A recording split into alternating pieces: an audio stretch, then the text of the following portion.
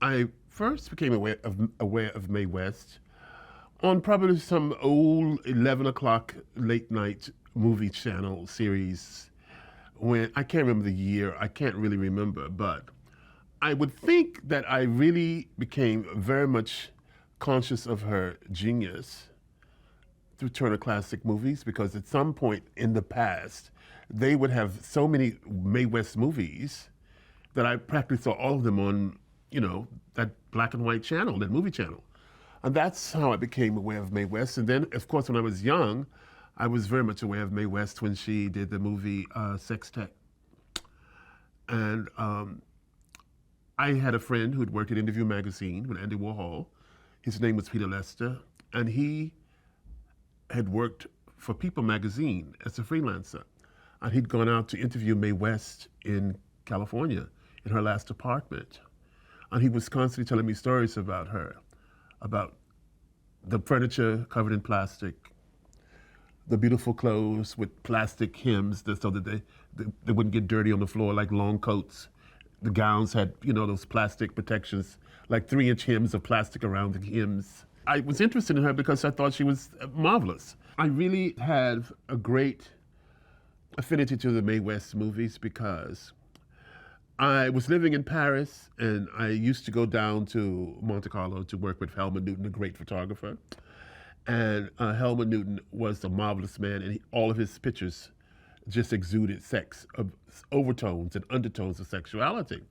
So Helmut and I were friends, and his wife June, and she was a photographer. They had a beautiful apartment, a very modern apartment. So we'd go to dinner, and then I suddenly had these films of Mae West. Suddenly I had those things, not the DVDs, those, what do you call them, videos of the, those thick things you put in the machine. Yeah, the VHS. VHSs. Oh, God. And I would take them, and after dinner, we would look at these Mae West movies, and we just would sit. I remember when we looked at She Done Him Wrong, we were laughing, and we were screaming, and we're saying, look at how wonderful she walks.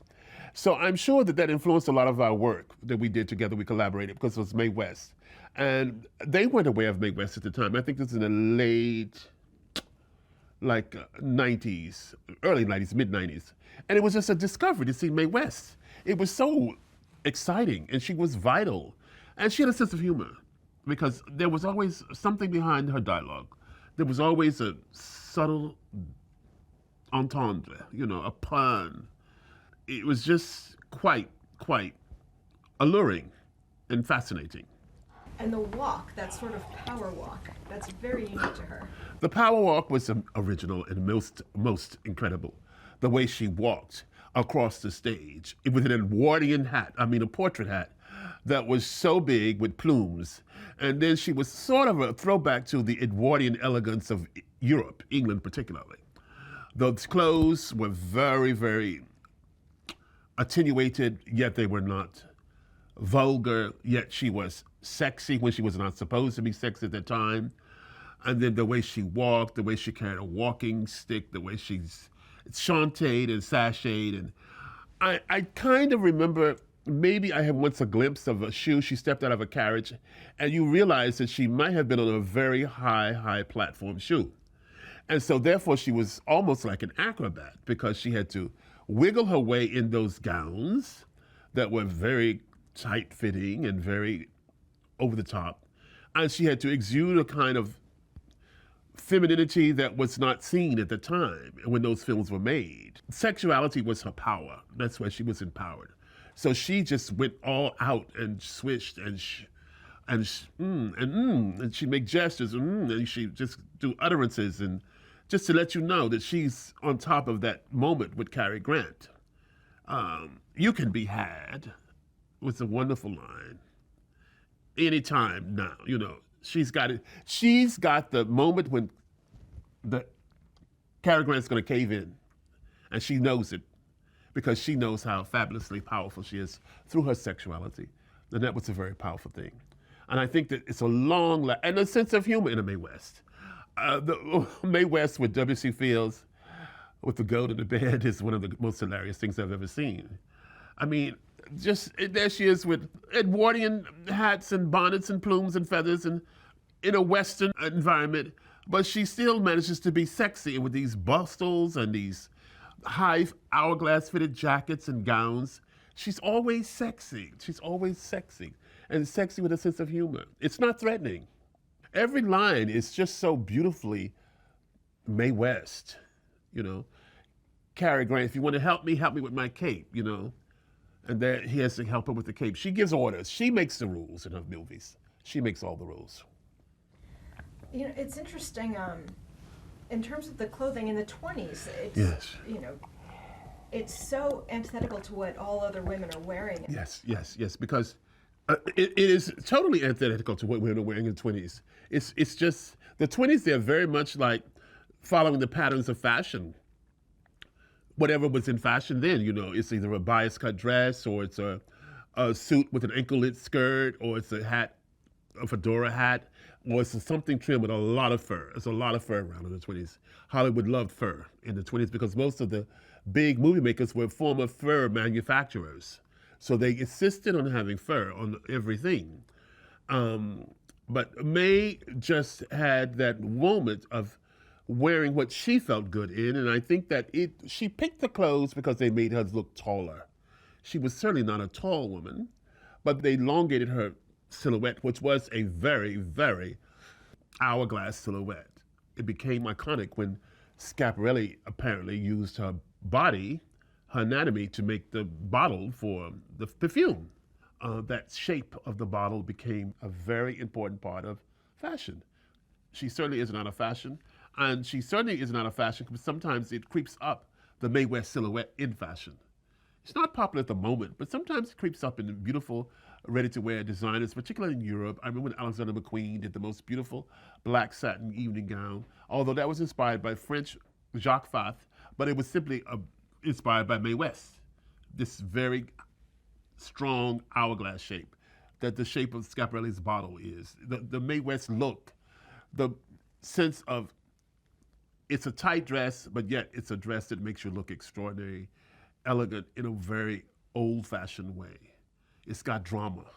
So actually, I had wanted to ask you to sort of set this up. So she worked with several different costume designers, but most importantly for She Done It Wrong, and then again for Sextet, she worked with Edith Head. Yes. Can you sort of just tell us who Edith Head was, maybe? Well, Edith Head became the most important costume designer in Hollywood. She started out doing clothes for Mae West, and by the time that she probably ended her career, she was the woman who dressed everyone, from Princess Grace, Barbara Stanwyck. I mean, there were male designers who did brilliant clothes. Edith Head was the woman designer. And she was this little school mistress of a designer. She had these glasses and these perfect bangs and little suits. She probably was intimidated by Mae West, but she certainly made Mae West stand out. She got that sense of the Edwardian moment of the Mae West look, because the Mae West look is all about corsets, underpinnings, over the kill in jewelry, overkill in diamonds, overkill in goodads, and overkill in rings, and everything is overkill, but it manages to look incredible. Her hair is overkill because it's all marcelled up to the roof. And She Done It Wrong. It's marcelled and marcelled and marcelled and marcelled. Those way, everything about her is overkill. The dresses are long. You never see in a street length anything in a movie. They're always to the floor clothes because it elongates her. It does not, you don't chop it off with a knee-length coat or a knee-length skirt. Even in the 50s or something, when she's done a movie in the 50s, it still is long. Even in Sextet, it's a long coat. In Myra Breckinridge, it's a long coat. So this is a throwback to a time when she must have seen something or experienced something in her vaudeville days, when she must have seen photographs or something that impressed her that this was the way to look, and she kept it throughout her life. That's so true. Actually, I have a photo of the shoe. I wanted to show it to you and get your take. Show me the shoe, show me the shoe. Let me grab my laptop. See? What? And this is Mae West shoes? Yes. Oh, this is genius. What? Let me look at it again. Oh my God. Well, let's talk about this shoe, please. That's amazing. Again, her genius. She had a sandal, a superimposed sandal on a platform So it gave her more inches, but it was a sandal built onto like a platform, like a ship. It's like extraordinary. That's where she was brilliant. She made herself look long, like an exclamation point. But you see, she had the hidden secret of the platform. The first film, she done it wrong. And when I look at movies, I look for every deal. I'm scanning, looking for the room, the way the sconces are, the pillows, the sofas, how people are walking, getting in and out of the carriage. And I saw the hint of a black platform when she stepped out of that carriage. And those shoes, I've seen the shoe now. It's a super composé, the way people used to wear in Venice in the 17th century. Chopin, they called them the Chopins. And they would have these shoes. They were almost like bound feet. They would be 5, 6, 7, 8 inches off the floor. She must have seen a picture of that and she went for it. There's evidence of that. And I think that's extraordinary. I mean, and this is where she's a precursor because there is Lady Gaga. Lady Gaga wears shoes like that, or what she did used to wear shoes like that when she was performing. I've witnessed her rehearsing backstage in an arena for a Mick Jagger concert in maybe 2010 or 2011. I've never seen anything like it. She was in a jumpsuit and these high platform shoes, high. And she was rehearsing by herself in a corner. And when she got on that stage, I've never seen anything like it. It was like the most professional, super thoroughbred horse in these platforms. Mae West was like that. All Mae West had to do was sort of glide back and forth in the shoes to make herself taller. So she thought of everything to give herself power. She made herself taller with a shoe that was a platform sandal. It had a platform, and then she had it glued onto yet another platform. So it was like an old ship, like in the olden days, like Cleopatra's barge on her feet, made her taller. For serious film watchers, it can be very, very invigorating to look at her and think, well, look at these clothes. Look at the way she's dressed. Look at the way she's dressed. Even when she's undressed, she's dressed. She's not sitting around there in a nude or chiffon chemise. She's dressed. She's still corseted and laced up. In my historical estimation, they were only dressed that way in Edwardian England and Europe. Women in courts of Europe were dressed like that. Corseted maids, dressing them up with layers and layers. Even her wedding dress in I'm No Angel, her potential wedding dress, was not even a wedding dress. It looked like someone else's wedding dress. It looked like almost, well, like a performance artist dress. It looked like something she was going to perform in. And then they sashay around the maids, are sashaying and dancing around with her. This is very modern. This is very unseen in the 30s. This is a very unseen moment in the history of film. She was more European at the time. She was more Lily Langtry in England. You know, she was more the courtesans of the Edwardian era, the courtesans, the women who were kept in great splendor and lived in these beautiful houses and had white Russian wolfhounds. And she was of that era. She certainly was, as Colette said, a very European woman. She was not typically American. I mean, most American women would be shocked at the way Mae West behaved, spoke, walked, dressed, and acted. There's no one like Mae West in Hollywood at that time. There was Marlene Dietrich in the 30s. There was Katharine Hepburn in the 30s. Katharine Hepburn in the 30s. There was another kind of power because Dietrich had a certain kind of power, sort of androgynous sexuality. Katharine Hepburn was walking around dressed like a man in pantsuits and trouser suits at the same time as Dietrich.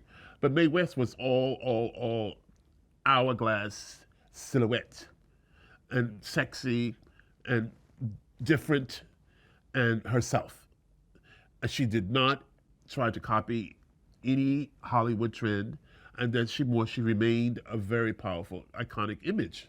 I think today that is what is relevant about Mae West. You realize her power by watching the film and being entertained. You realize this woman is unique. This is something we haven't seen. Just going back, She Done Him Wrong. The first moment you see her and She Done Him Wrong, she's riding in a carriage, and she's got a parasol, very Edwardian. Who's riding in a carriage if it's not like, Edwardian?